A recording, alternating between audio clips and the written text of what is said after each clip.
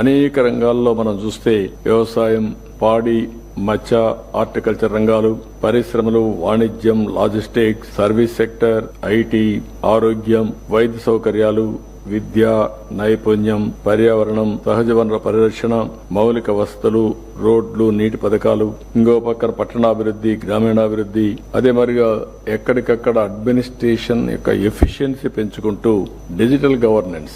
రేపు రాబోయే రోజుల్లో మనం చూస్తే everything will be online.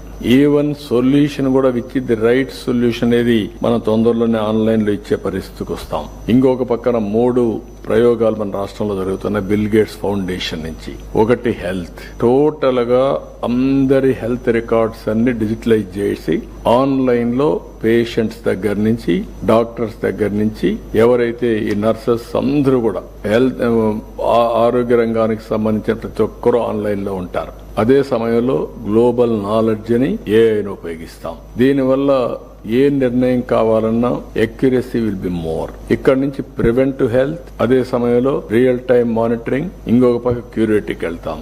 Real time monitoring లో మీరు గుర్తుపెట్టుకోవాల్సింది వేరబుల్స్ కూడా ఉపయోగిస్తాం. అందరూ హాస్పిటల్కి రావాల్సిన పని లేకుండా ఎప్పటికప్పుడు మానిటర్ చేసి ఎప్పటికప్పుడు గైడెన్స్ ఇచ్చే మెకానిజానికి శ్రీకారం చుడతాం.